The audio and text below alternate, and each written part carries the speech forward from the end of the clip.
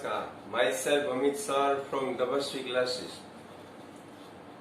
દરેક વિદ્યાર્થી મિત્રોનું ધોરણ 11 કોમર્સના વિડિયો લેક્ચર્સમાં હાર્દિક સ્વાગત કરવામાં આવે છે. વિદ્યાર્થી મિત્રો, આપણે અભ્યાસ કરી રહ્યા છીએ ધોરણ 11 કોમર્સમાં અકાઉન્ટન્સી, બુક કીપિંગ, નામાના મૂળ તત્વ, એલિમેન્ટ્સ ઓફ અકાઉન્ટન્સી નો સબ્જેક્ટ. તો આપણે હિસાબ કિતાબ કરવાનું શીખી રહ્યા છીએ વિદ્યાર્થી મિત્રો. આપણે હિસાબી પદ્ધતિ એમનો અને તેમનો પરિચય પ્રાપ્ત કરી રહ્યા છીએ. હિસાબી પદ્ધતિ અકાઉન્ટન્સી શીખવા માટે વિદ્યાર્થી મિત્રો સૌપ્રથમ આપણે પહેલા એમનું ફાઉન્ડેશન બિલ્ડઅપ કરીએ છીએ. તો સૌપ્રથમ આપણે કઈ હિસાબી પદ્ધતિ આપણા માટે ખૂબ જ મહત્વની. મેં તમને મારા ફર્સ્ટ લેક્ચરમાં કીધું હતું કે હિસાબીઓ કરવા માટે 3 હિસાબી પદ્ધતિ અમલમાં છે. પ્રાદેશિક ભાષામાં દરેક રાજ્ય પોતપોતાની રીતે અનુકૂળતા અનુસાર જે હિસાબો લખતા હોય એવી પદ્ધતિને દેશી નામા પદ્ધતિ તરીકે ઓળખવામાં આવે છે. નાના વેપારીઓ, છૂટક ફેરિયાઓ, લારીવાળાઓ, ગલ્લાવાળાઓ જે રીતે હિસાબ રાખે છે એ એક નોંધી નામા પદ્ધતિ છે. અને ત્યારબાદ ખૂબ જ વૈજ્ઞાનિક, અતિ આધુનિક અને સમગ્ર વિશ્વમાં પ્રચલિત એવી કઈ હિસાબી પદ્ધતિ તો કે ડબલ એન્ટ્રી સિસ્ટમ, જેને આપણે દ્વિનોંધી નામા પદ્ધતિ કહીએ છીએ. તો આપણે દ્વિનોંધી નામા પદ્ધતિનો અભ્યાસ કરી રહ્યા છીએ. દ્વિનોંધી નામા પદ્ધતિ અનુસાર કોઈ પણ બિઝનેસના, કોઈ પણ નાનો એવો ધંધો હોય, ધંધાનો માલિક એક હોય, ભાગીદારી પેઢી હોય, કંપની હોય, ફેક્ટરી હોય, કોઈ પણ યુનિટના, બિઝનેસ યુનિટના હિસાબો કરતી વખતે સૌપ્રથમ વ્યવહાર બનતા હોય છે. તો આપણે સૌપ્રથમ આગળનું જે તમને કરાવ્યું છે એ બધું તમને 100% આવડી ગયેલું હોવું જોઈએ. તમે આ બધી બાબતો દરેક વિદ્યાર્થીઓએ તમારી નોટબુકમાં લખી નાખેલી હોવી જોઈએ અને સમજાઈ ગયેલ પણ હોવી જોઈએ અને કંઠસ્થ પણ થઈ ગયેલ હોવી જોઈએ. જેમ કે એમને લગતા થોડા ઘણા સવાલ જવાબ આપણે કરીએ કે થોડું ઘણું એમનું બધું આગળ કરાવેલું છે, એમનું પુનરાવર્તન કરાવું તમને. તો દ્વિનોંધી નામા પદ્ધતિની સૌપ્રથમ શરૂઆત કઈ સાલમાં થઈ હતી? તો એમના જવાબમાં ઈસવીસન 1494, બરોબર, રાઈટ. કયા દેશમાં થઈ હતી? તો કે એમનો જવાબ ઇટાલી. અને કયા વ્યક્તિએ કરી હતી? તો કે લ્યુકા પેસિયોલી નામના ગણિત શાસ્ત્રીએ કરી હતી, બરોબર. તો સૌપ્રથમ દ્વિનોંધી નામા પદ્ધતિના શોધકનું નામ જાણ્યા પછી આપણે વ્યવહાર વિશે. તો વ્યવહારની વ્યાખ્યા શું થાય વિદ્યાર્થી મિત્રો? તો કે બે વ્યક્તિઓ વચ્ચે થતી અરસપરસ આર્થિક લેવડ દેવડને, બે વ્યક્તિઓ વચ્ચે થતી અરસપરસ આર્થિક લેવડ દેવડને વ્યવહાર કહે છે. વ્યવહારને 2 પ્રકારમાં વર્ગીકૃત કરવામાં આવે છે: આર્થિક વ્યવહારો, બિન આર્થિક વ્યવહારો. જે વ્યવહારનું મૂલ્ય નાણાંમાં આંકી શકાય તેવા વ્યવહારોને આર્થિક વ્યવહાર કહેવાય. જે વ્યવહારોનું મૂલ્ય નાણાંમાં આંકી ન શકાય તેવા વ્યવહારોને બિન આર્થિક વ્યવહાર કહેવાય. આર્થિક વ્યવહારોનું જ નામું લખવામાં આવે છે, બિન આર્થિક વ્યવહારોનું નામું લખવામાં આવતું નથી. આવા આર્થિક વ્યવહારો વિદ્યાર્થી મિત્રો ધંધાકીય એકમોમાં, બિઝનેસમાં 3 સ્વરૂપે બનતા હોય છે: રોકડ સ્વરૂપે, ઉધાર સ્વરૂપે અને વિનિમયના સ્વરૂપે. તો આર્થિક વ્યવહારોના આ 3 સ્વરૂપમાં રોકડ વ્યવહાર કોને કહેવાય? તો કે જે વ્યવહારમાં ચીજ વસ્તુ કે સેવા ની લેતી દેતી, ખરીદ વેચાણ, લેતી દેતી મીન્સ ખરીદ વેચાણ ની લેતી દેતી સામે રોકડ નાણાં કે ચેકનો ઉપયોગ થતો હોય તેવા તમામ વ્યવહારોને રોકડ વ્યવહાર કહેવાય. ઉધાર વ્યવહાર કોને કહેવાય? તો કે ચીજ વસ્તુ કે સેવા ની લેતી દેતી સામે રોકડ નાણાં કે ચેકનો ઉપયોગ થયો ન હોય તો તેવા વ્યવહારને ઉધાર વ્યવહાર કહેવાય, શાક પરના વ્યવહાર કહેવાય. ત્યારબાદ વિનિમયના વ્યવહાર કોને કહેવાય? તો કે ચીજ વસ્તુની સામે ચીજ વસ્તુ કે ચીજ વસ્તુની સામે સેવાનો વિનિમય આપલે થાય. ચીજ વસ્તુની સામે ચીજ વસ્તુ કે ચીજ વસ્તુની સામે સેવાની આપલે કરવામાં આવે વિદ્યાર્થી મિત્રો, તો આવા વ્યવહારોને વિનિમયના વ્યવહાર કહેવાય. તે પણ આર્થિક વ્યવહારનો એક ભાગ જ છે, જેમની પણ આપણે બે અસર કરી શકતા હોઈએ છીએ. ત્યારબાદ આપણે બેવડી અસરના ટોપિક અંતર્ગત આ નક્કી કરવું આપણા માટે મહત્વનું બનતું હોય કે વ્યવહાર રોકડ છે કે વ્યવહાર ઉધાર. તો એમના માટેના 3 નિયમ લખાયા. નિયમ નંબર 1 માં જે વ્યવહારમાં રોકડ, ચેક, ચૂકવ્યા અને મળ્યા જેવા શબ્દોનો ઉલ્લેખ હોય તેવા વ્યવહારોને રોકડ વ્યવહાર જ ગણવા. નિયમ નંબર 2, જે વ્યવહારમાં ઉધાર કે શાક જેવા શબ્દનો ઉલ્લેખ હોય, ઉધાર શબ્દ અથવા કોઈ પણ વ્યવહારમાં ઉધાર શબ્દ આપણે લખેલો હોય, દેખાય આપણને, દ્રશ્યમાન થાય, અથવા શાક શબ્દ લખેલો હોય ટ્રાન્ઝેક્શન્સમાં, તો તેવા વ્યવહારને પણ ઉધાર વ્યવહાર ગણાય. ત્યાર પછી આ 6 શબ્દ ન હોય, રોકડ, ચેક, ચૂકવ્યા, મળ્યા, ઉધાર અને શાક, આ 6 શબ્દ ન હોય અને વ્યવહારમાં કોઈ વ્યક્તિ કે પેઢીનું નામ પણ ન હોય, તો તેવા તમામ વ્યવહાર રોકડ વ્યવહાર ગણાય. અને 6 શબ્દ ન હોય, રોકડ, ચેક, ચૂકવ્યા, મળ્યા, ઉધાર અને શાક, એવા 6 શબ્દ થી નક્કી કરવું સરળ બનતું હોય, પણ માની લ્યો કે આવા 6 શબ્દ ન હોય, એમની પ્રેક્ટિસ પણ આપણે કરેલી છે,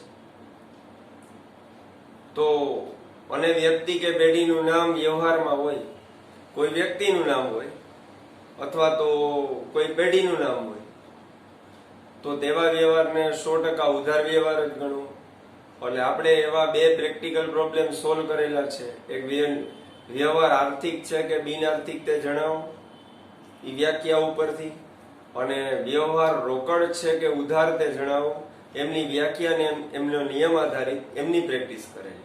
ત્યાર પછી આપણે આગળ વધેલા.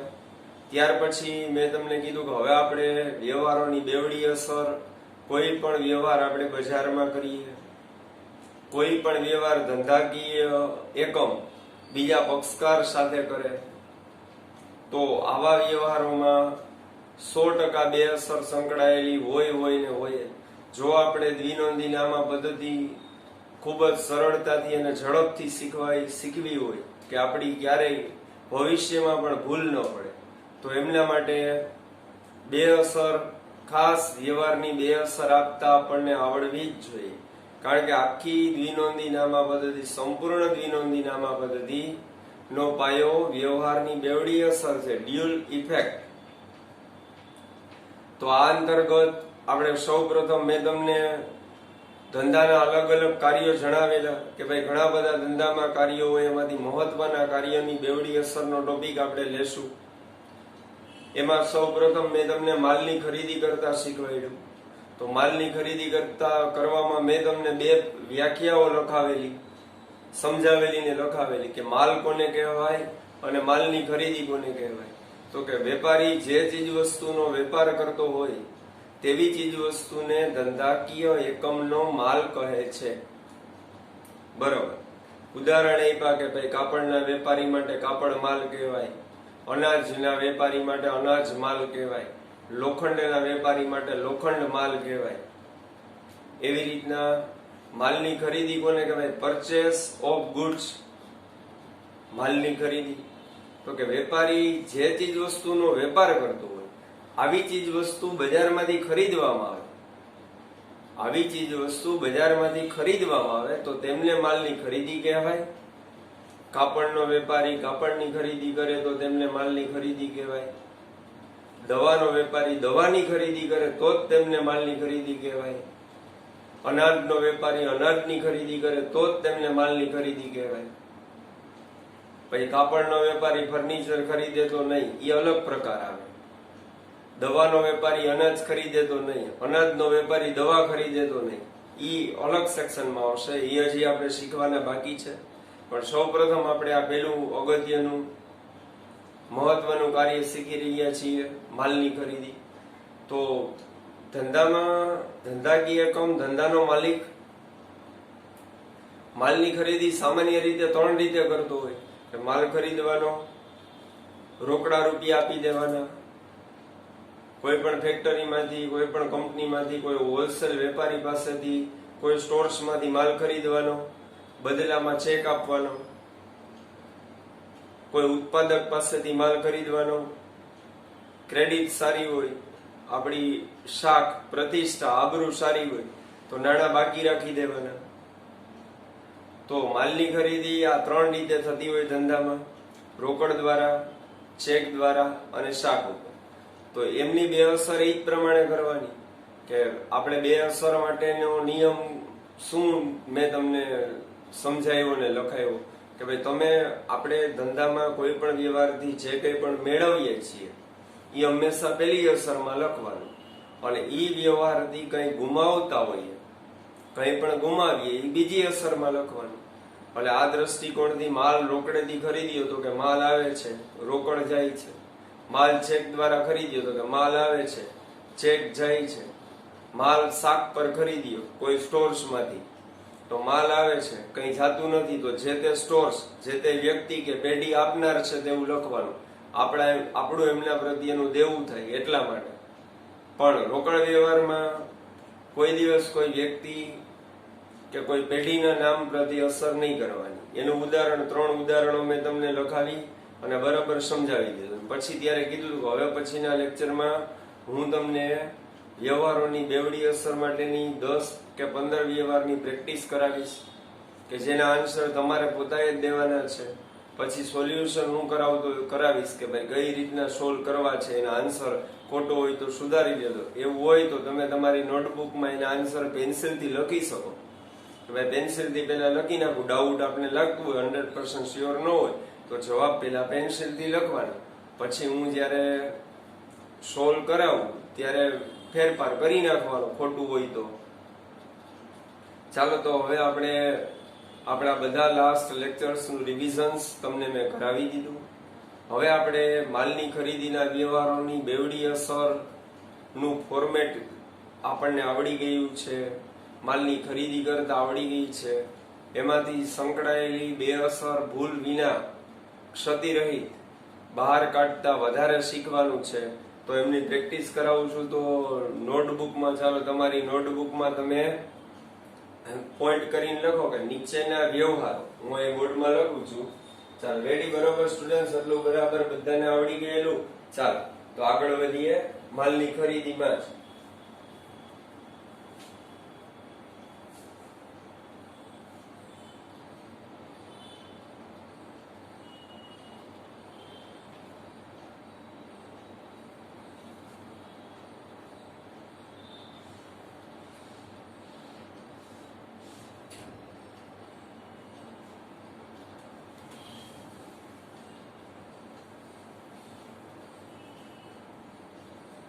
નીચેના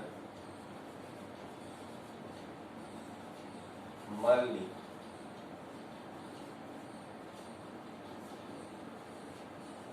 ખરીદીના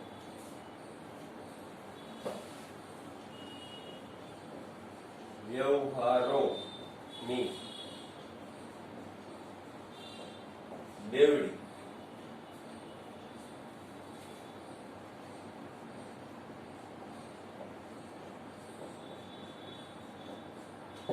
બેવડી અસર જણાવો.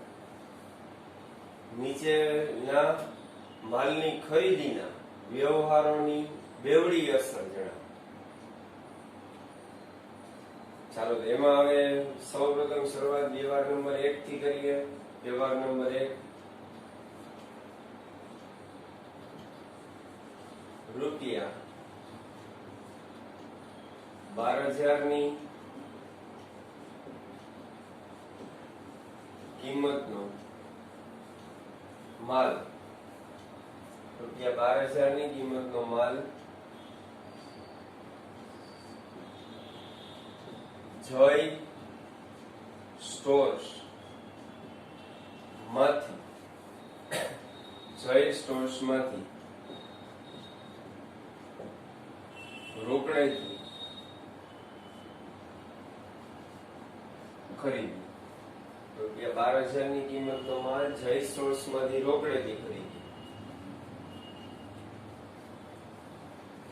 ચાલો, તમારે આ વ્યવહારનો નીચે આન્સર લખી નાખવાનો છે. જેને 100% શ્યોર નથી આન્સર માટે, જે વિદ્યાર્થીઓને એ લોકોએ એમની બે અસર પેન્સિલથી જવાબ લખવાનો. હાવ ન આવડતું હોય તો રાખી દેવાનું, પણ એવું તો ન બને.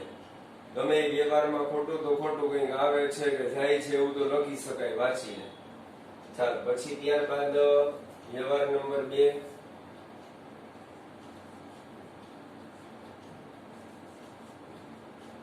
₹14,000 ની કિંમતનો માલ, ₹14,000 ની કિંમતનો માલ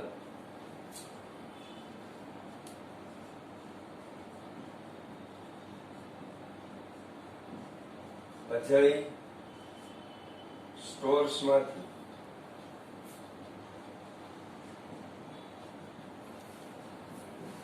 ચેક દ્વારા ખરીદ્યો. ચેક દ્વારા ખરીદ્યો.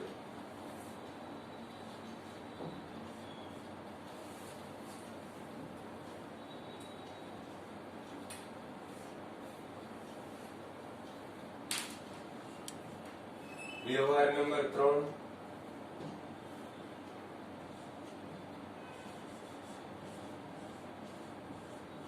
₹16,000 ની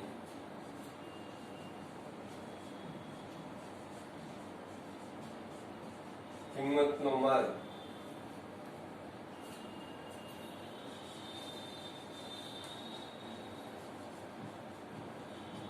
વિજય સ્ટોર્સ માંથી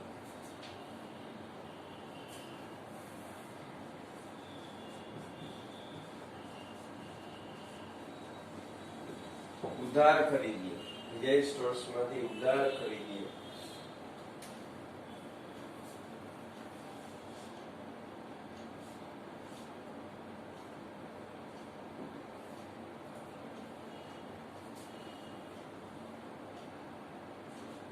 વ્યવહાર નંબર 4.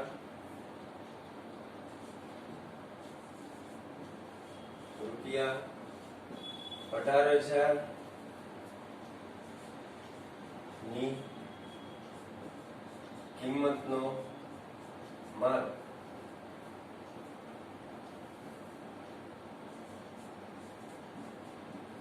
નવરંગ સ્ટોર્સ માંથી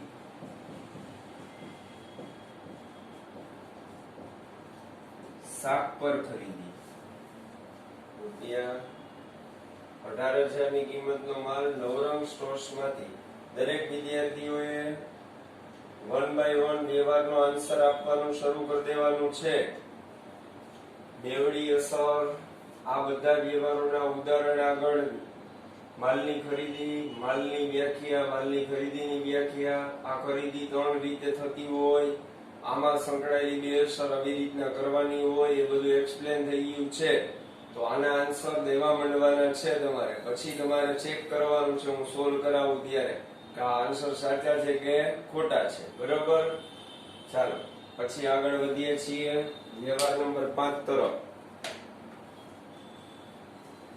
પેલા વ્યવસ્થિત તમે આ 4 વ્યવહારો લખી નાખો અને આ 4 વ્યવહારના આન્સર તમારી નોટબુકમાં પેન્સિલથી આપી દો. 100% આવડી જાય તો ડાયરેક્ટ પેનથી લખો તો હાલે, એટલે હું ચેકચાક ન થાય બહુ.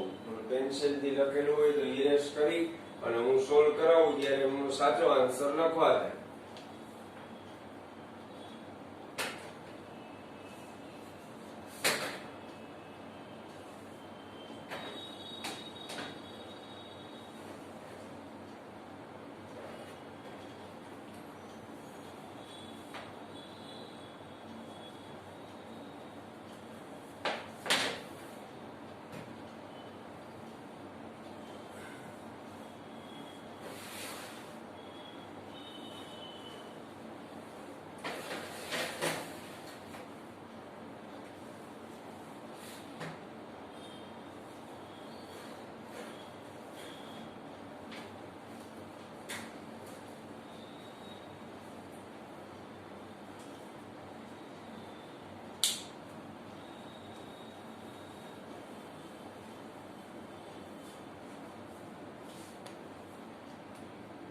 વ્યવહાર નંબર 5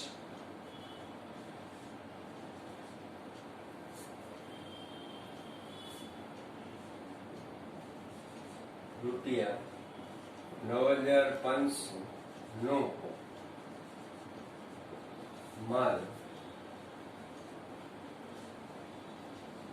ખરીદ્યો. રૂપિયા 9500 નો માલ ખરીદ્યો.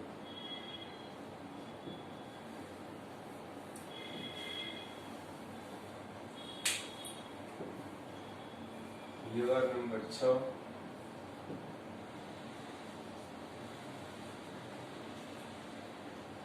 રૂપિયા 11000 નો માલ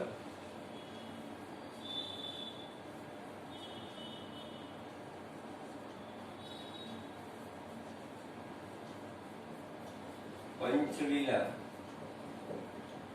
સ્ટોર્સ માંથી ખરીદી. પંચવીલા સ્ટોર્સ માંથી ખરીદ્યો.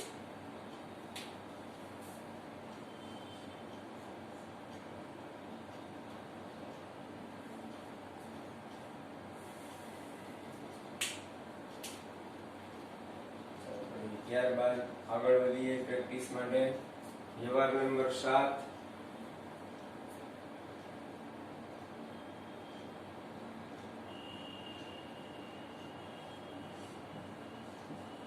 ટીના સ્ટોર્સ ને રૂપિયા 7000 ના માલનો ઓર્ડર આપી. ટીના સ્ટોર્સ ને રૂપિયા 7000 ના માલનો ઓર્ડર આપી.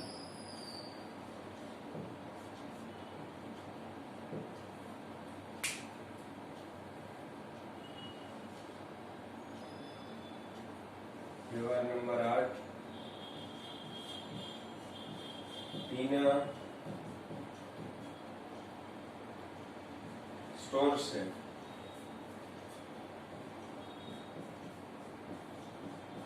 આપણા ઓર્ડર મુજબનો માલ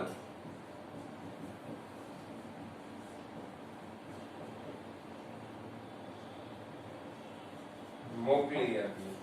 ટીના સ્ટોર્સે આપણા ઓર્ડર મુજબનો માલ મોકલી આપીએ.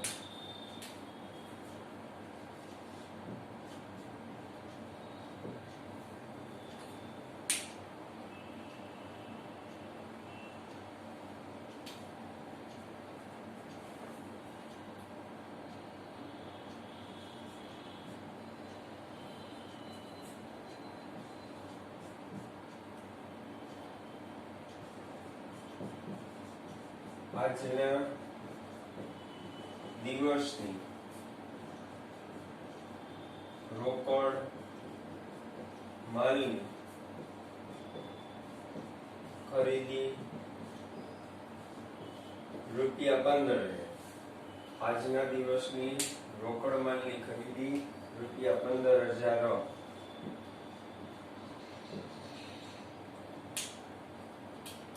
અને વ્યવહાર નંબર 10 અને લાસ્ટ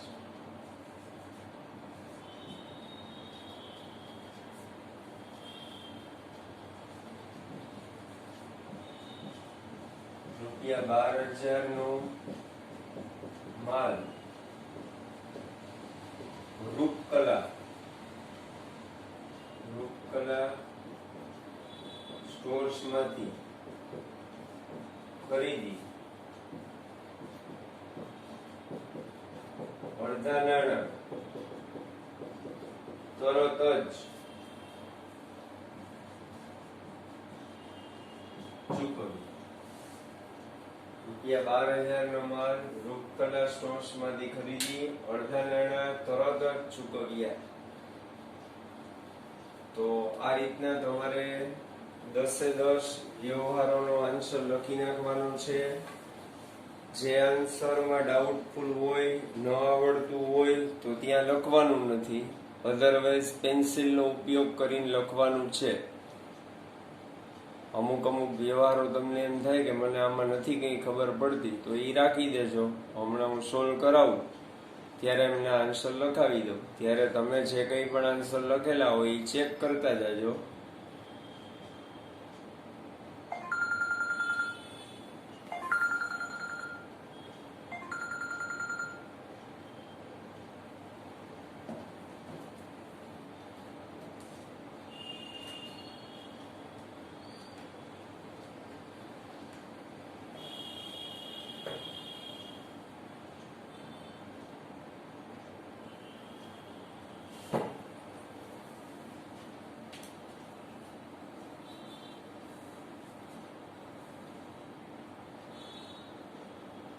દરેકને આ રીતે આ 10 વ્યવહારો બરોબર નોટબુકમાં લખાઈ ગયેલા હોય.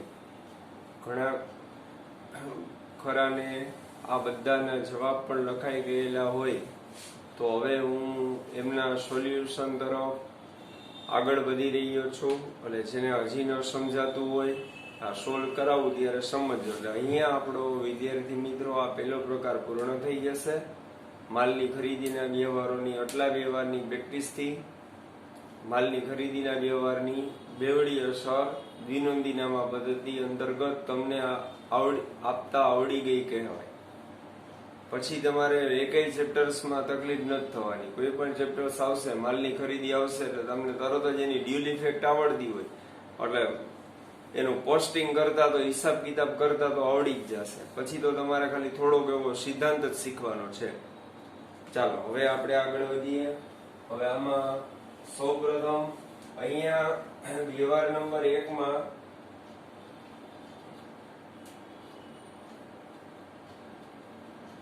$12,000 ની કિંમતનો માલ, એટલે અહીંયા આપણે જે વસ્તુનો વેપાર કરીએ છીએ એ વસ્તુની ખરીદી કરી એટલે આ માલની ખરીદી માટેનો વ્યવહાર કહેવાય.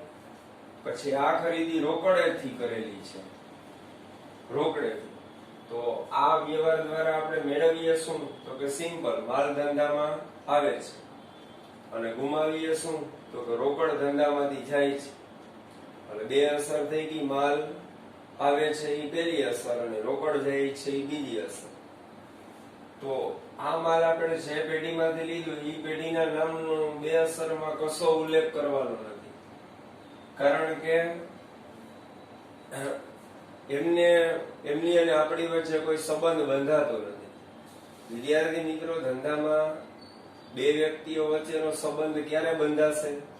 જો વ્યવહાર શાક પરનો હોય ને તો આ તો રોકડ વ્યવહાર છે. તો આમાં આપણે જય સ્ટોર્સનો અસર આપવા માટે કોઈ ઉલ્લેખ કરવાનો નથી. એટલે આ વાતની ખાસ કાળજી રાખવાની. ચાલો તો અહીંયા આપણે આનો આન્સર લખીએ છીએ.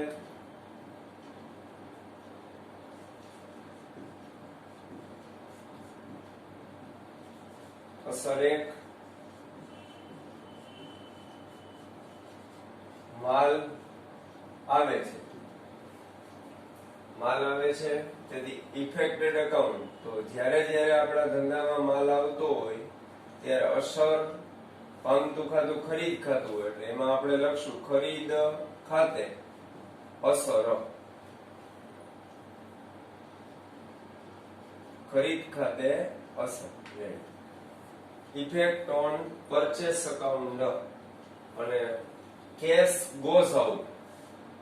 એટલે ઇફેક્ટ નંબર 2, ધંધામાંથી આપણા ધંધામાંથી $12,000 જાય છે તેથી કહેવાય રોકડ જાય છે. રોકડ જાય છે તો રોકડ ધંધામાં આવતી હોય કે રોકડ ધંધામાં જતી હોય એની ઇફેક્ટ કેશ અકાઉન્ટમાં પડે. એટલે cash account means effect on cash account means રોકડ ખાતે અસર. તો આ વ્યવહારથી આપણે વિદ્યાર્થી મિત્રો આપણા ધંધામાં બે ખાતામાં અસર કરવાની રહે. આ $12,000 ઇફેક્ટ ખરીદ ખાતામાં પણ આપવાની અને આ 12,000 ભલે અત્યારે કઈ રૂપિયા નથી લખવાના. અત્યારે આપણે ફંડામેન્ટલ શીખીએ છીએ, બેઝિક શીખીએ છીએ. પછી ભવિષ્યમાં તો લખવાના જ રહેશે. આવા વ્યવહારો આપણી સમક્ષ આવવાના જ છે. કારણ કે હિસાબ કિતાબ આપણે ધંધાકીય કમને જ કરવાના છે. કોઈ ધંધો માલની ખરીદી વિનાનો હોય જ નહીં, તો એને બિઝનેસ જ ન કહેવાય. એટલે રોકડ જાય છે એટલે આ વ્યવહારથી આપણા ધંધામાં બે ખાતા ઉપર અસર થશે. ખરીદ ખાતા ઉપર એક અસર થશે અને રોકડ ખાતા ઉપર અસર થશે. ચાલો, જેનો આન્સર સાચો હોય તેવા દરેક વિદ્યાર્થી મિત્રોએ ત્યાં રાઈટ કરી નાખવાનું છે.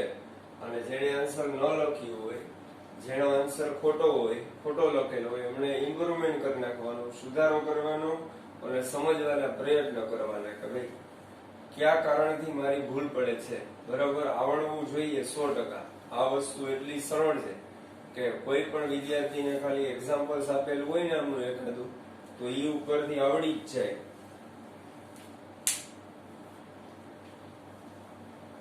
બરાબર.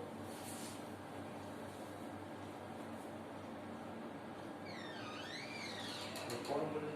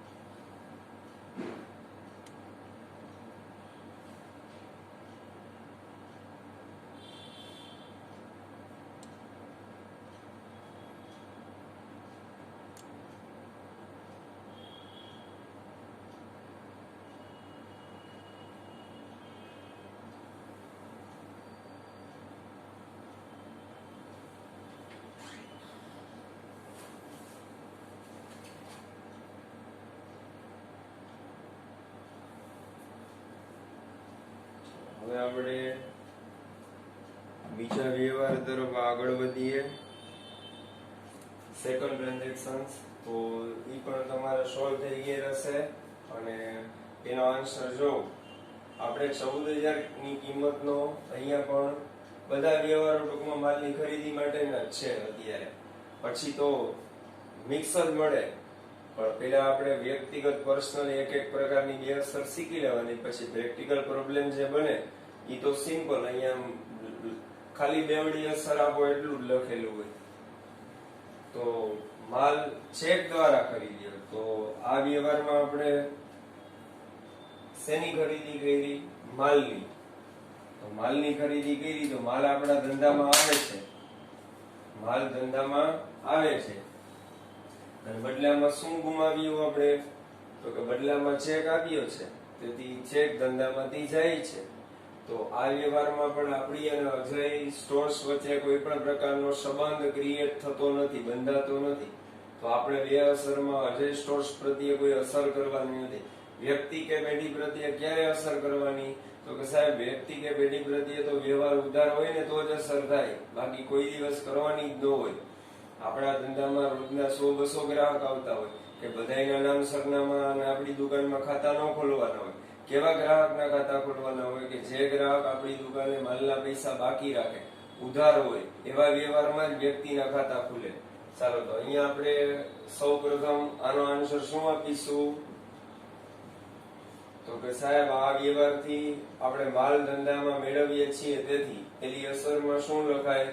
તો કે માલ ધંધામાં આવે છે, મીન્સ માલ આવે છે એમ. તો ધંધામાં જ્યારે માલ આવે ત્યારે ધંધામાં કયા ખાતા ઉપર એની અસર જોવા મળે તો કે ખરીદ ખાતા ઉપર. ઇફેક્ટ ઓન પરચેસ અકાઉન્ટ, ખરીદ ખાતે અસર. Effect on purchase account means ખરીદ ખાતે અસર. અને આ માલ આપણે કઈ રીતના ખરીદીએ તો કે ચેક આપીએ તો આપણા ધંધામાંથી ચેક જાય છે મીન્સ પૈસા આપનાર બેંક કહેવાય. ચેક જ્યારે આપણા ધંધામાંથી જતો હોય ત્યારે આપણા વતી આ નાણાં બેંકે આપેલા હોય એટલે આપણી જે આપણે રોકડા આપીએ તો આપણી રોકડ સિલક ઓછી થઈ જાય અને ચેક આપીએ તો આપણી બેંક બેલેન્સ ઘટી જાય. અને અમુક વેપારીઓ રોકડ વ્યવહાર કરતા હોય, અમુક વેપારીઓ ચેક દ્વારા વ્યવહાર કરતા હોય. તો આપણને તો ગમે તે મળે આપણે અસર તો કરવી પડે, પણ બેયમાં અસર પામતું ખાતું અલગ અલગ હોય. જેમ કે રોકડ જતી હોય તો રોકડ ખાતે અસર થતી હોય, તો ચેક જતો હોય તો રોકડ ખાતે અસર ન થાય. એની ઇફેક્ટ ઓન બેંક અકાઉન્ટ એટલે બેંક આપનાર હોવાથી બેંક ખાતે અસર. રેડી, સરસ. ચાલો, જે વિદ્યાર્થીઓનો આ વ્યવહાર પણ સાચો હોય તેમને આમનો પણ એક માર્ક કવર કરી લીધો કહેવાય. ચાલો, હવે આપણે આગળ વધીએ. 16,000 ની કિંમતનો માલ વિજય સ્ટોર્સ માંથી ઉધાર ખરીદીએ તો આ વ્યવહાર પણ માલની ખરીદી માટેનો જ છે, પણ અહીંયા શબ્દ ઉધાર સૂચવેલો છે. તો ઉધાર સૂચવેલો હોય ને તો બરોબર આપણા માટે આ દુકાનનું મહત્વ ગણાય, તો આપણા માટે આ વિજય સ્ટોર્સ નું ઇમ્પોર્ટન્સ ગણાય. તો આમાં આ વ્યવહાર દ્વારા આપણે મેળવીએ શું? આપણે કલ્પના કરવાની કે આપણે વિજય સ્ટોર્સ ની દુકાને ગયા, માલ લીધો અને આપણે મેળવીએ શું તો કે માલ આવે છે. પૈસા આપ્યા તો કે નથી આપ્યા, જે રોકડા આપ્યા નહીં, ચેક આપ્યો નહીં, તો કઈ ગુમાવતા તો નથી. આપણે મેળવીએ છીએ માલ, ગુમાવતા નથી. તો ભાઈ આ માલ તમને ઉધાર આપ્યો કોણે? તો કે કોણે આપ્યો? આપનાર કોણ? વિજય સ્ટોર્સ નામની પેઢી. એ એક પ્રકારની પેઢીનું નામ છે, કાયદાકીય વ્યક્તિ કહેવાય એને. ચાલો, તો આની બે અસર શું કરશું?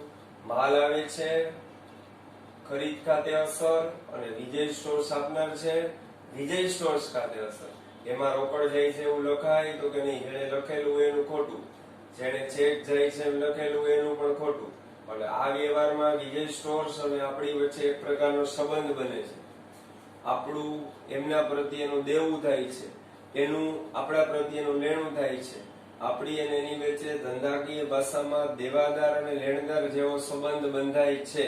તો દેવાદાર અને ચાલો, તો હવે આપણે સોલ્યુશન નંબર 3 તરફ આગળ વધીએ. બરાબર, આમનું એક્સપ્લેનેશન મેં તમને કમ્પ્લીટ આપી દીધું કે અહીંયા ઉધાર શબ્દનો ઉલ્લેખ છે, તેથી આ વ્યવહાર શાક પરનો કહેવાય. હવે આમના આન્સરમાં આપણે આ ધંધા માટે માલની અંડરલાઈન પણ તમને ત્યાં કરાવેલી છે કે માલની ખરીદી કરેલી છે.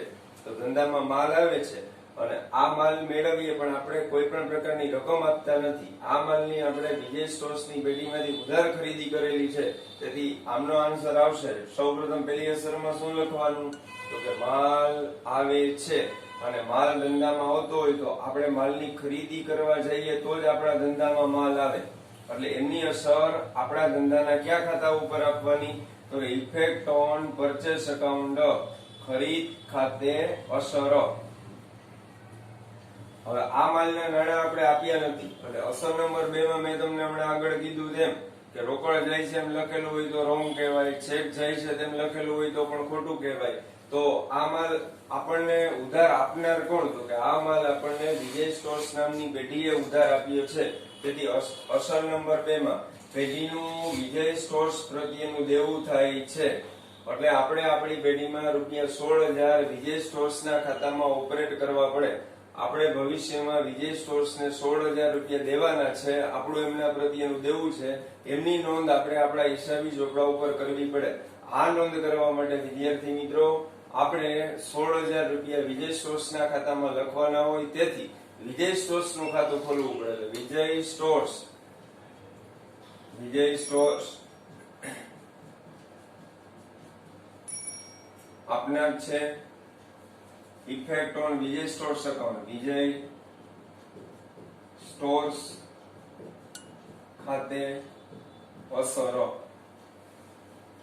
ચાલો એટલે જે કોઈ પણ વિદ્યાર્થીનો આ વ્યવહાર નંબર 2 સાચો હોય 2 માં રાઈટ કરી નાખો, 3 સાચો હોય 3 માં રાઈટ કરી નાખો, અને જે કોઈ પણ વિદ્યાર્થીની ભૂલ થયેલી હોય એવા વિદ્યાર્થીઓ પોતાની ભૂલને સુધારો કરી લે કે ભાઈ આ આવી રીતના આમાં મિસ્ટેક હતી, અહીંયા કોઈ રોકડ લખી નાખેલું હોય. પેલી અસરમાં તો વિદ્યાર્થી મિત્રો કોઈની ભૂલ ન પડે, કારણ કે ઉપરનું ટાઇટલ જ છે કે ભાઈ આપણે માલની ખરીદીના વ્યવહારો માટેની 2 અસર શીખી રહ્યા છીએ. તો બધાય વ્યવહારમાં માલ જ ખરીદાતો હોય એવા વ્યવહાર જ આપણી સમક્ષ આપેલા હોય, અને અસર નંબર 1 તો માલ આવે છે તેની જ થવાની હોય. બરોબર, રાઈટ. ચાલો હવે વ્યવહાર નંબર 4 તરફ આગળ વધીએ. બરોબર, ધ્યાન રાખો. વ્યવહાર નંબર 4 માં શું કીધું કે 18,000 ની કિંમતનો માલ નવરંગ સ્ટોર્સ માંથી શાખ પર ખરીદ્યો. તો અહીંયા આપણે માલની ખરીદી કરીએ છીએ, તો આ વ્યવહાર પણ માલની ખરીદી માટેનો જ છે. એટલે પેલી અસર અને આન્સરમાં ધંધામાં માલ આવે છે એવી જ આવશે. અને શાક શબ્દ ઉધાર શબ્દ માટેનો પર્યાય શબ્દ કહેવાય કે શાક પર ખરીદી કે ઉધાર ખરીદી બેયનો મીનિંગ એક જ થાય કે ભાઈ નાણાં આપણે આપેલા ન હોય. તો અહીંયા આપણે અંડરલાઈન કરશું કે ભાઈ આ ઉધાર શબ્દનો સિમિલિયર વર્ડ, ઉધારનો પર્યાય શબ્દ છે. એટલે વ્યવહાર નંબર 3 અને 4 ની રજૂઆતમાં કોઈ પણ પ્રકારનો ડિફરન્સ નથી. બેયનો આન્સર એક સરખો જ આવશે, ખાલી એક શબ્દ મેં બદલાયો. ઓમાં ઉધાર શબ્દનો પ્રયોગ કરેલો છે અને આમાં શાક શબ્દનો પ્રયોગ કરેલો છે. તો જેમ આપણું ઓલા વ્યવહારમાં વિજય સ્ટોર્સ પ્રત્યેનું દેવું થતું હતું, એક અસર આપણે વિજય સ્ટોર્સ પ્રત્યે આવી, એની જેમ જ આ વ્યવહારમાં પણ નવરંગ સ્ટોર્સ નું ઇમ્પોર્ટન્ટ થશે. પેલા 2 વ્યવહારમાં જય સ્ટોર્સ નું કોઈ મહત્વ નહીં આપણા માટે, કારણ કે એની અને આપણા વચ્ચે કોઈ જાતનો સંબંધ ઉભો થતો નથી. પછી બીજા વ્યવહારમાં અજય સ્ટોર્સ પાસેથી આપણે માલ ખરીદ્યો, પણ એમને આપણે ચેક આપી દીધો અને આપણો અને અજય સ્ટોર્સ વચ્ચે કોઈ સંબંધ ઉભો થતો નથી, અને ત્યાં પણ આપણે અજય સ્ટોર્સ નું ખાતું ખોલવાની કોઈ રિક્વાયરમેન્ટ જરૂરિયાત નથી. પણ અહીંયા વિદ્યાર્થી મિત્રો નવરંગ સ્ટોર્સ પ્રત્યેનું આપણું દેવું થાય છે. આપણી અને નવરંગ સ્ટોર્સ વચ્ચે દેવાદાર અને લેણદાર જેવો સંબંધ બંધાય છે. તેથી આ વ્યવહારની બીજી અસર, આ માલ આપણને આપનાર કોણ? તો કે આ માલ ઉધાર આપણે ખરીદ્યો છે, અને આ માલ આપણને આપનાર કોણ છે? તો કે નવરંગ સ્ટોર્સ આપનાર છે. તેથી આમના આન્સરમાં આ રીતના લખવાનું રહેશે. અસર નંબર 1 માં લખવાનું કે આ વ્યવહાર માલની ખરીદી માટેનો છે. આ વ્યવહાર માલની ખરીદી માટેનો છે. તેથી ધંધામાં માલ આવે છે, અને જ્યારે જ્યારે આપણા ધંધામાં માલ આવતો હોય ત્યારે વિદ્યાર્થી મિત્રો એમની અસર આપણે ખરીદ ખાતે આપવી પડે. ખરીદ ખાતે અસર. અને આ માલ આપણને આપનાર કોણ? તો કે રોકડા આપ્યા છે આપણે? તો કે નથી આપ્યા. પણ અસર નંબર 2 માં રોકડ જાય છે તેવું લખવાનું નથી, તો રોંગ આન્સર આવશે, ખોટો જવાબ કહેવાય. કારણ કે આઈપાનો હોય ને લખી નાખીએ તો એ અકાઉન્ટ ખોટું મેન્ટેન થાય. ચેક જાય છે બેંક ખાતે અસર, એ જવાબ પણ ખોટો રહેશે, કારણ કે આપણે પૈસા આપ્યા જ નથી, શાક શબ્દનો ઉલ્લેખ છે. તો આ માલ આપણને આપનાર કોણ? નવરંગ સ્ટોર્સ. તો આપણું 18,000 રૂપિયાનું દેવું નવરંગ સ્ટોર્સ પ્રત્યેનું થશે. એટલે આપણે આપણી પેઢીમાં નવરંગ સ્ટોર્સ નું ખાતું ખોલી અને તેમાં 18,000 રૂપિયા ઓપરેટ કરવાના રહે, દેવા તરીકે બતાવવાના રહે. મારે ભવિષ્યમાં 18,000 રૂપિયા નવરંગ સ્ટોર્સ ને હજી દેવાના બાકી છે, કારણ કે હું એમની પાસેથી માલ ખરીદી આવ્યો છું એટલા માટે. ચાલો તો અહીંયા લખવાનું ઓપ્શન નંબર 2 માં નવરંગ સ્ટોર્સ આપનાર છે. તેથી નવરંગ સ્ટોર્સ ખાતે અસર. નવરંગ સ્ટોર્સ આપનાર છે, તેથી નવરંગ સ્ટોર્સ ખાતે અસર. જે વિદ્યાર્થીનો ત્રીજો વ્યવહાર સાચો હોય ને એનો ચોથો 100% સાચો હોય. ત્રીજામાં કોઈ ભૂલ કરી હોય ને તો એવું બને કે ચોથામાં ભૂલ થઈ ગઈ, બાકી બે સરખા છે. હવે વિદ્યાર્થી સમજી શકે શાખ અને ઉધાર શબ્દમાં આગળ આવી ગયું છે એટલા માટે. તો જે કોઈ પણ વિદ્યાર્થીનો વ્યવહાર નંબર 4 સાચો હોય એ ટ્રુ કરી નાખો, રાઈટ ની નિશાની કરી નાખો, ટેલી કરી નાખો કે ભાઈ બરોબર છે, આ વ્યવહાર અમારો સાચો છે. અને ભૂલ હોય તો એવા વિદ્યાર્થીઓએ સુધારો કરી નાખવાનો ત્યાં.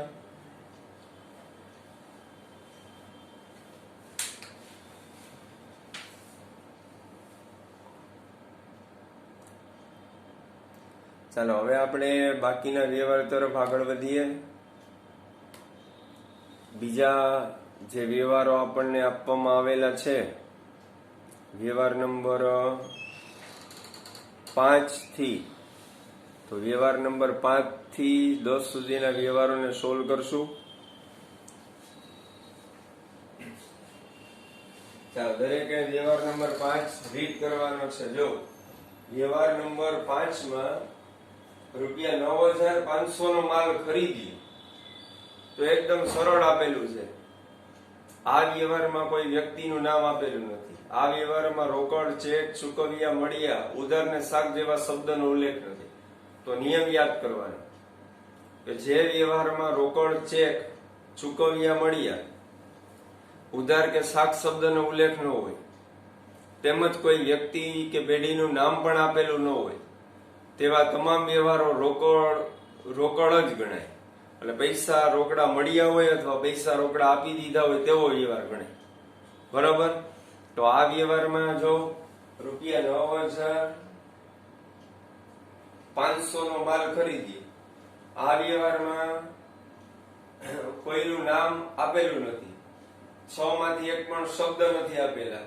રોકડ શબ્દનો ઉલ્લેખ નથી, ચેક શબ્દનો ઉલ્લેખ નથી, ઉધાર શબ્દનો ઉલ્લેખ નથી, શાક શબ્દનો ઉલ્લેખ નથી, ચૂકવ્યા શબ્દ નથી, મળ્યા શબ્દ નથી, કોઈ વ્યક્તિનું નામ નથી, કોઈ પેઢીનું નામ નથી. તો આ વ્યવહાર રોકડેથી કરેલો હોય એટલે એનો મતલબ એવો થાય કે માલ રોકડેથી ખરીદ્યો છે. તો મેળવીએ શું? તો કે માલ આવે છે, ખરીદ ખાતે અસર, રોકડ જાય છે, રોકડ ખાતે અસર. બરાબર? Goods comes in, effect on purchase account, cash goes out, effect on cash account. Right answer? બરાબર. ચાલો તો રાઈટ ડાઉન.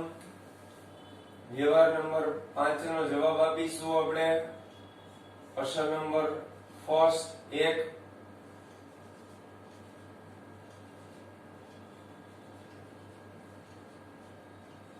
માલ આવે છે તો તેથી તેમની અસર, ઇફેક્ટ ઓન પરચેસ અકાઉન્ટ, ખરીદ ખાતે અસર,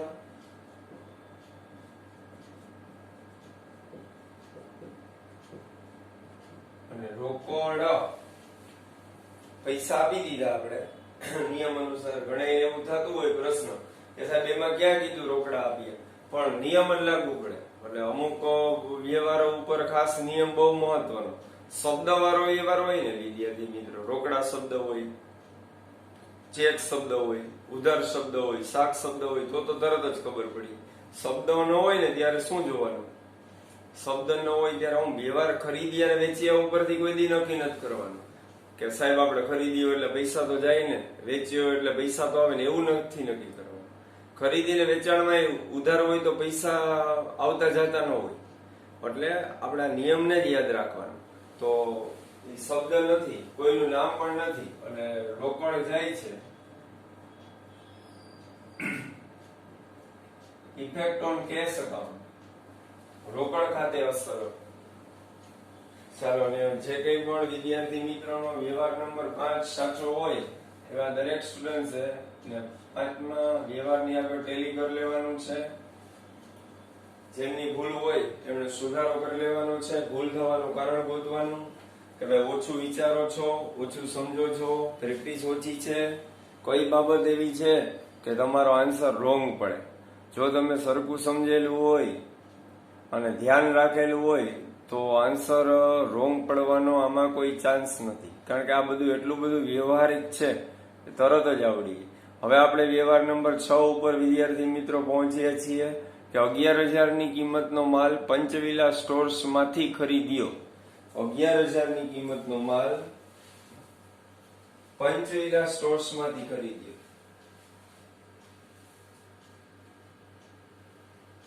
11,000 આ વ્યવહારમાં માલની ખરીદી દર્શાવેલી છે એટલે પેલી અસર તો બરોબર છે, ઓલા બધાની જેમ જ માલ આવે છે, ખરીદ ખાતે અસર એમ કરવાની. પછી આ વ્યવહારમાં રોકડ શબ્દ, ચેક શબ્દ, ઉધાર શબ્દ, શાક શબ્દ, ચૂકવ્યા શબ્દ, મળ્યા શબ્દ, આ છ માંથી એક શબ્દ નથી, પણ વ્યક્તિ કે પેઢીનું નામ આપેલું છે. તો અહીંયા પંચવિલા સ્ટોર્સ ઈ પેઢીનું નામ કહેવાય. તો નિયમ according to rules and regulation, નિયમ અનુસાર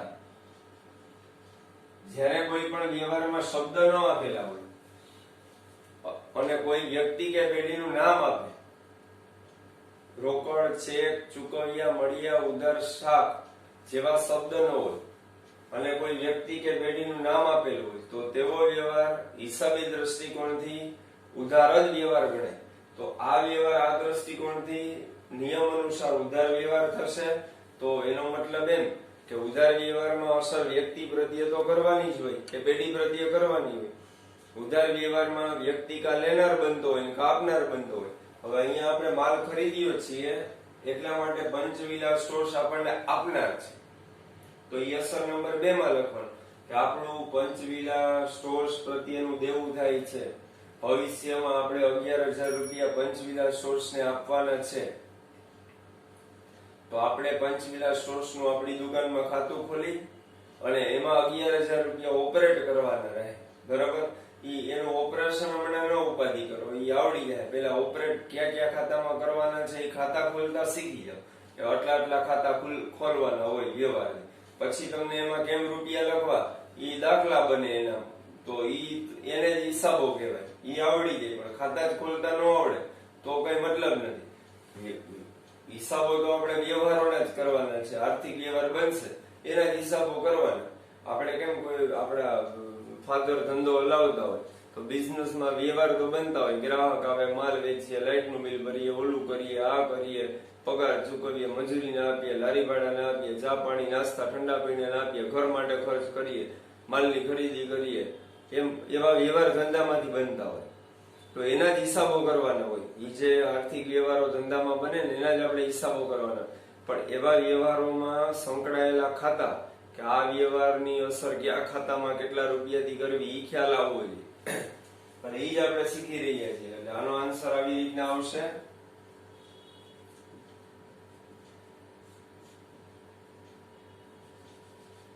અસર નંબર 1,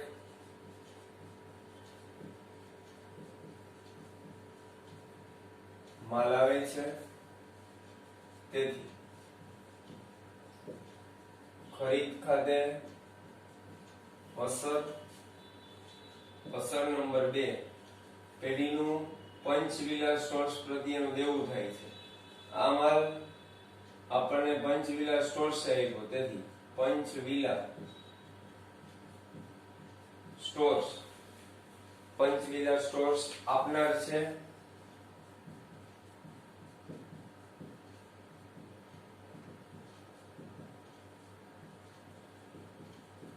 પંચવિલા સ્ટોર્સ ખાતે અસર.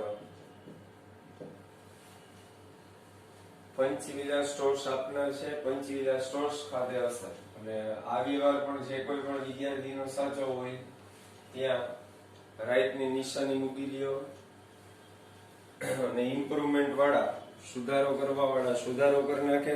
ન લખ્યું હોય એવા વિદ્યાર્થી મિત્રો લખી નાખે. હવે આપણે વ્યવહાર નંબર 7 ના સોલ્યુશન તરફ આગળ વધીએ છીએ. છઠ્ઠો વ્યવહાર બરોબર બધાને સોલ્વ થઈ ગયો અને જેટલાને સાચો છે એમને ત્યાં રાઈટની નિશાની પણ મૂકી દીધેલી હોય. અને જેમને થોડો ઘણો આન્સરમાં ભૂલ હોય અથવા તો કોઈએ ન લખ્યો હોય, ન સમજાતો હોય તો એવા વિદ્યાર્થી હવે આન્સર લખી નાખવાનો. પણ એવું તો જનરલી બનતું ના હોય. ભૂલ આપણી થતી હોય તો બીજી અસરમાં થાય, કારણ કે આપણે માલની ખરીદી કરીએ છીએ એટલે પેલી અસર તો બધામાં ફિક્સ જ આવે છે. ચાલો વ્યવહાર નંબર 7 નું બરાબર વાંચન કરો. તો વ્યવહાર નંબર 7 માં આપણને કીધું કે ટીના સ્ટોર્સ નામની એક પેઢીને, ટીના સ્ટોર્સને ₹7,000 ના માલનો ઓર્ડર આપ્યો. તો આગળ વિદ્યાર્થી મિત્રો આપણે ડિસ્કશન થઈ ગયું કે ઓર્ડર આપીએ કે ઓર્ડર મળે ઈ ઘટના ઈ ઇવેન્ટ એવો છે કે એમાં લેતી દેતી નથી થતી.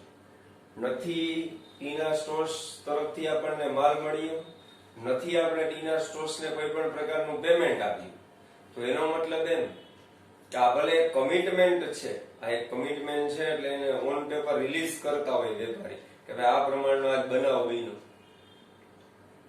આ પ્રમાણનો એક ઘટના ઇવેન્ટ્સ પેઢીમાં બિઝનેસ ઇવેન્ટ્સ બનેલો છે, પણ આની કોઈ પણ પ્રકારની હિસાબી અસર ન થાય. એટલે આમાં આપણે આન્સર શું આપવાનો? નોન ઇકોનોમિકલ ટ્રાન્ઝેક્શન્સ મીન્સ બિન આર્થિક વ્યવહાર. તો આના જવાબમાં લખો બિન આર્થિક વ્યવહાર. કોઈ પણ વિદ્યાર્થીએ આની બે અસર કરેલી હોય તો એનો રોંગ આન્સર છે, ત્યાં સુધારો કરી નાખજો. બિન આર્થિક વ્યવહાર, બિન આર્થિક વ્યવહાર, રાઈટ. ચાલો, તો જે લોકોએ બિન આર્થિક વ્યવહાર લખેલું છે એમનો આ વ્યવહાર સાચો ગણાશે. વ્યવહાર નંબર 8 કે ટીના સ્ટોર્સે આપણા ઓર્ડર મુજબનો માલ મોકલી આપ્યો. તો આવું બને, બરોબર. જે ઓર્ડર આવ્યો હોય એ ઓર્ડર મુજબનો માલ એના તરફથી આપણને અમુક દિવસો પછી મળતો હોય. ભલે અહીંયા તો આપણે કોઈ ડેટ નથી લખતા, અહીંયા તો આપણે ક્રમને ફોલોઈંગ 1 2 3 4 એવી રીતના ચડત ક્રમમાં ક્રમ જ લખીએ છીએ, પણ હિસાબો કરતી વખતે તો ચોક્કસ એક તારીખ આપેલી હોય. અને 2-5 દિવસ અઠવાડિયાના સમયમાં આ ઓર્ડર મુજબનો માલ આપણને મળી જતો હોય, કારણ કે જે ઓર્ડર આપ્યો એ ઓર્ડર મુજબનો માલ મળવાનો તો છે જ. તો ત્યારે એ આર્થિક વ્યવહાર કહેવાય કે આપણે જે 7,000 રૂપિયાની કિંમતના માલનો ઓર્ડર આગળ બુક કરાવેલો હતો ટીના સ્ટોર્સની પેઢી પાસે, એ ઓર્ડર મુજબનો માલ એને આપણને હવે મોકલી આપ્યો. તો હવે આપણી પાસે માલ આવે એટલે પેલી અસર તો બરોબર કે ભાઈ માલ આવે છે, ખરીદ ખાતે અસર. હવે આપણે એને આ વ્યવહારમાં જોવાનું, 8મા વ્યવહારમાં આપણે એને પેમેન્ટ આપેલું છે એવો કોઈ ભાસ આપેલો છે કે રોકડા, જેના રોકડા નાણાં આપી દેવામાં આવ્યા, જેનો તરત જ ચેક આપી દેવામાં આવ્યો, એવું કઈ છે? તો ના સાહેબ, આ વ્યવહારમાં એવું કઈ નથી લખેલું કે રોકડા રૂપિયા આપ્યા હોય કે ચેક આપ્યો હોય. તો એનો મતલબ એમ કે ભાઈ આપણી અને ટીના સ્ટોર્સ વચ્ચે સંબંધ સારો હોય, ટીના સ્ટોર્સની દુકાને આપણું ખાતું હાલતું હોય, એ લોકો આપણને ઓળખતા હોય, તો આપણે અત્યારે એને માલ આપણે મોકલી દીધો, આપણે ભવિષ્યમાં એને નાણાં આપી દઈશું. તો આ વ્યવહારને શાક પરનો વ્યવહાર કહેવાય. એટલે અહીંયા એક બિનઆર્થિક વ્યવહારનું આર્થિકમાં થતું રૂપાંતરણ બતાવેલું છે, આ બિનઆર્થિક. એનું હવે કન્વર્સેશન ઇકોનોમિકલમાં થઈ જશે. હવે નોન ઇકોનોમિકલનું ઇકોનોમિકલમાં કન્વર્સેશન થાય તો ઇકોનોમિકલનું નામ તો લખવાનું હોય, પણ એના રૂલ્સ એન્ડ રેગ્યુલેશન અનુસાર માલ આવે છે એ પહેલી અસર અને કઈ ગુમાવતા નથી. આ માલ શાક પર ખરીદો કહેવાય. એટલે ટીના સ્ટોર્સ આપનાર છે, આપણું ટીના સ્ટોર્સ પ્રત્યેનું 7,000 નું દેવું થાય છે. આપણે આપણા હિસાબી ચોપડા ઉપર હવે ટીના સ્ટોર્સ નું અકાઉન્ટ ખોલવાનું અને એમાં ₹7,000 ઓપરેટ કરવાના, જે આપણે ફ્યુચરમાં ભવિષ્યમાં ટીના સ્ટોર્સ ને આપવાના છે, એવો મિનિંગ થાય. તો આના આન્સરમાં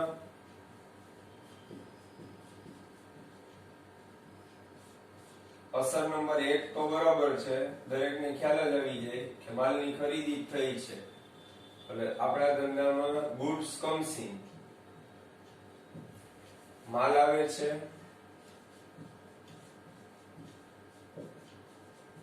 ખરીદ ખાતે અસર. અને અસર નંબર 2, ટીના સ્ટોર્સે આપણને ઓર્ડર મુજબનો માલ મોકલી આપ્યો, આપણે એને રોકડા નાણાં આપ્યા નથી એવું લખેલું નથી, આપણે મનોમન નહીં સમજવાનું. ચેક આપણે એને આપ્યો એવું લખેલું નથી, એટલે નો આપ્યો હોય તો જ ન લખે. તો આ પૈસા બાકી રાખ્યા આપણે, અને આપણને આ માલ આપનાર કોણ? તો કે ટીના સ્ટોર્સ. એટલે ટીના સ્ટોર્સ આપનાર છે. Effect on Tina stores account, Tina stores ખાતે અસર, ટીના સ્ટોર્સ ખાતે અસર, બરાબર. તો જે કોઈ પણ વિદ્યાર્થીનો ખોટો હોય ઈ સુધારો કરી નાખો ને સાચો હોય ઈ રાઈટ ની નિશાની કરી નાખો. ચાલો એટલે વ્યવહાર નંબર 8 સોલ્વ થઈ ગયો. તમે તો આગળ લખી જ નાખેલો છે બધાએ કે માલ આવે છે ખરીદ ખાતે અસર ને ટીના સ્ટોર્સ આપનાર છે. વ્યવહાર લખેલો છે, આન્સર મેં તમને ટેલી કરાવી દીધો. એક વખત આન્સર તો તમે આગળ લખી જ નાખેલા છે.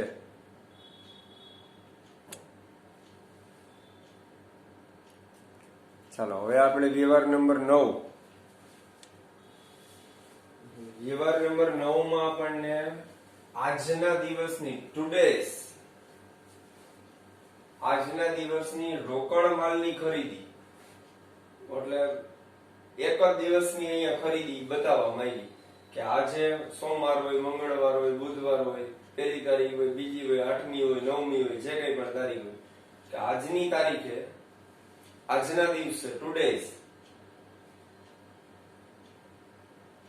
કેશ રોકડ દ્વારા ગુડ્સ પરચેસ માલની ખરીદી એટલે આ માલની ખરીદી છે અને કહી દીધું કે રોકડ દ્વારા એટલે માલની ખરીદી અને માલ આપણે મેળવીએ એટલે આના ઉપરથી પહેલી અસર ખ્યાલ આવી જાય આન્સરમાં કે માલ આવે છે એ પહેલી અસર અને બદલામાં રોકડા નાણાં આપ્યા અને રોકડ જાય છે એ બીજી અસર. તો આ વ્યવહારથી આપણા હિસાબી ચોપડા ઉપર બે ખાતા ઉપર અસર થશે. આપણે 15,000 રૂપિયા આપણા ખરીદ ખાતામાં ઇફેક્ટ આપવાની અને 15,000 રૂપિયાની ઇફેક્ટ આપણા રોકડા ખાતામાં આપવાની. 15,000 નો માલ આપણી દુકાનમાં આવ્યો, આપણા માલના સ્ટોકમાં વધારો થયો અને 15,000 રૂપિયા રોકડ ગઈ એટલે આપણી રોકડ શિલકમાં ઘટાડો થયો. તો આ વ્યવહારથી આપણા હિસાબી ચોપડા ઉપર બે ખાતા ઉપર ઇફેક્ટ થશે. બરાબર, ખરીદ ખાતા ઉપર અને રોકડ ખાતા ઉપર. તો આનો આન્સર રોકડ ખરીદી હોવાથી અસર નંબર 1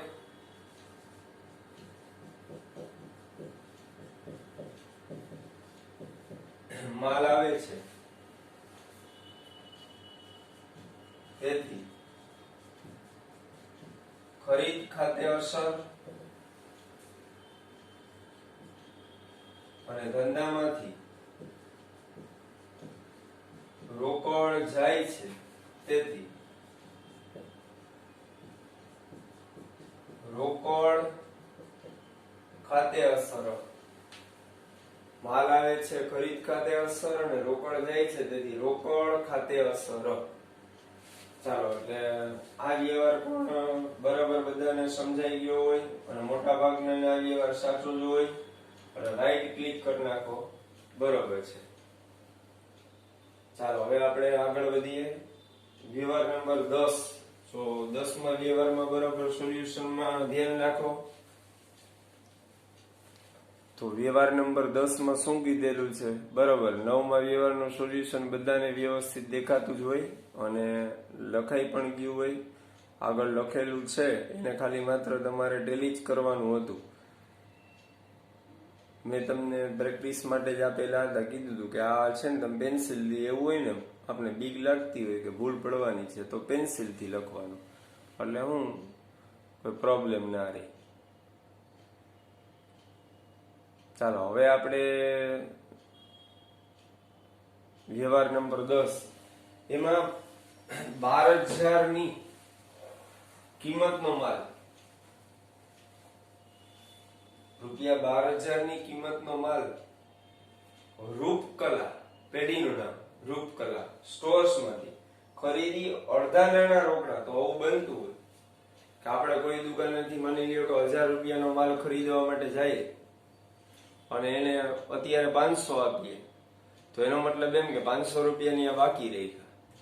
એટલે 100% આ પ્રકારના વ્યવહારો આપણા બિઝનેસમાં ક્રિએટ થતા હોય, બનતા જ હોય છે. આને પાર્ટલી પેમેન્ટ કહેવાય કે અત્યારે આપણી પાસે ઇનફ કેશ અવેલેબલ ન હોય, જરૂરી નાણાં પૂરતા ન હોય, સામેવાળા આપણને વ્યવસ્થિત ઓળખતા હોય તો આપણે એને અડધી રકમ આપી દેવાની અને અડધી રકમ બાકી રાખી દેવાની. તો અહીંયા એવો એક પુરાવો બતાવ્યો કે આપણે 12,000 ની કિંમતનો માલ રૂપકલા સ્ટોર્સ નામની એક પેઢીમાંથી ખરીદ્યો, અડધા નાણાં તરત જ ચૂકવીએ. તો આ વ્યવહાર 50% ટ્રાન્ઝેક્શન કેશ દ્વારા બનેલો કહેવાય અને બાકીનો રિમેનિંગ 50% ટ્રાન્ઝેક્શન ડેબિટ શાક પર બનેલો કહેવાય. તો આ વ્યવહારમાં આપણે આપણા હિસાબી ચોપડા ઉપર 3 ખાતા ઉપર અસર કરવાની. પણ વિદ્યાર્થી મિત્રો, ખાતાઓ એક વ્યવહારમાંથી ગમે એટલા નીકળે, અસર તો દ્વિનોંધી નામા. ચાલો, તો વ્યવહાર નંબર 10 માં મેં તમને કીધું એમ આપણે બે અસર જ કરવાની છે. અસર નંબર 2 નું વિભાજન કરવાનું છે. એટલે અહીંયા આ અંડરલાઈન કરાવી એમાં તમને લખેલું કે માલ આપણે ખરીદીએ એટલે અસર નંબર 1 તો માલ આવે છે, ખરીદ ખાતે અસર, પછી 12,000 ને અડધા 6,000 એટલે 6,000 રોકડ ધંધામાંથી જાય છે. રોકડ ખાતે અસર 6,000 ની આપવાની અને પેઢીનું 6,000 રૂપિયાનું દેવું રૂપકલા સ્ટોર્સ પ્રત્યેનું થાય છે. એટલે અસર નંબર 2 માં રૂપકલા સ્ટોર્સ આપનાર છે, રૂપકલા સ્ટોર્સ ખાતે અસર. આ રીતના આ વ્યવહાર દ્વારા આપણે આપણા હિસાબી ચોપડા ઉપર 3 ખાતા ઉપર અસર કરવાની રહેશે. સૌપ્રથમ આન્સરમાં આપણે અસર નંબર 1 લખીશું કે આ વ્યવહાર માલની ખરીદી માટેનો છે, એટલા માટે માલ ધંધામાં આવે છે. એટલે અસર નંબર 1, અસર નંબર 1 ગુડ્સ કમ્સ ઇન, માલ ધંધામાં આવે છે અને એમની અસર ધંધાના ખરીદ ખાતા ઉપર થાય. એટલે ખરીદ ખાતે અસર એટલે ₹12,000 ની એક અસર ખરીદ ખાતામાં આપવાની રહે. ભલે અત્યારે આપણે કોઈ અમાઉન્ટ લખવાની નથી, એ ભવિષ્યમાં ખાતા ખોલતા આવડી જાય પછી લખવાની રહેશે. પછી અસર નંબર 2 નું અહીંયા વર્ગીકરણ કે વિભાજન કરવાનું રહેશે. અસર 3 કરવાની નથી, અસર 2 એવી રીતના લખવાનું કે ધંધામાંથી રોકડ જાય છે. આપણે રૂપકલા સ્ટોર્સ ને 6,000 રૂપિયાનું પેમેન્ટ કર્યું, 12,000 ના અડધા, તેથી આપણા ધંધામાંથી 6,000 રૂપિયા જાય. એટલે અસર નંબર 2 માં જે ગુમાવીએ તે હંમેશા બીજી અસરમાં આવે. રોકડ ધંધામાંથી જાય છે, રોકડ ખાતે અસર ₹6,000 ની આપવાની રહે. અને આ વ્યવહારથી એવું સાબિત થાય છે કે ₹6,000 નું આપણી પેઢીનું રૂપકલા સ્ટોર્સ પ્રત્યેનું દેવું થાય છે. એટલે આપણે આપણા હિસાબી ચોપડા ઉપર રૂપકલા સ્ટોર્સ નું ખાતું ખોલી અને એમાં 6,000 રૂપિયા ઓપરેટ કરવાના રહે. અને ઈ ઓપરેટ માટે આપણે આપણી હિસાબી અસરમાં લખવાનું અસર નંબર 2 રૂપકલા સ્ટોર્સ આપણને ઉધાર માલ આપનાર છે. રૂપકલા સ્ટોર્સ ઇઝ ગિવર, આપનાર છે. પેઢીનું રૂપકલા સ્ટોર્સ પ્રત્યેનું દેવું થાય છે. તેથી effect on Rupkala stores account, Rupkala stores ખાતે અસરો. આ રીતના વિદ્યાર્થી મિત્રો આન્સર નંબર વ્યવહાર નંબર 10 ના આન્સરમાં આવી રીતના લખવાનું છે. જે કોઈ પણ વિદ્યાર્થી મિત્રોનો મોટા ભાગનાનો સાચો નહીં હોય, કારણ કે આ પાર્ટલી પેમેન્ટ વાળો વ્યવહાર હતો, પણ તેમ છતાં જેનો સાચો હોય તે અભિનંદનને પાત્ર છે. ત્યાં રાઈટ કરી નાખજો. ચાલો, આ રીતના આપણે વ્યવહારોની બેવડી અસર અંતર્ગત માલના ખરીદીના વ્યવહારોની બેવડી અસર શીખાય. એના અલગ અલગ પ્રકારના દ્રષ્ટાંતો લઈ અને કેવી રીતના અસર કરવી એ હવે દરેક વિદ્યાર્થીને આવડી ગયેલ હોય. તો હવે નેક્સ્ટ લેક્ચરમાં હું બીજો ટોપિક કરાવીશ અને ત્યાં સુધીમાં બીજો લેક્ચર, નવા લેક્ચરમાં નવો ટોપિક કરાવું. ત્યાં સુધીમાં આગલું બધાએ રિવાઇઝ કરી લેવાનું છે. જેટલું કરાય એવું છે એ કમ્પ્લીટલી વાંચન કરી લેવાનું, પાકું કરી લેવાનું, સમજી લેવાનું, બરોબર. પછી જેમ જેમ આગળ વધતું જશે એમ આપણી ગ્રીપ આવતી જશે. ઘણા બધા હિસાબી પદો યાદ કરવાના હોય તો અત્યાર સુધીના તૈયાર કરાવેલા બધા હિસાબી પદો 1-2 વખત વાંચી અને પાકા કરી લેવાના છે. તો અહીંયા લેક્ચર પૂર્ણ કરું છું. બાય બાય, નમસ્કાર, જય શ્રી કૃષ્ણ.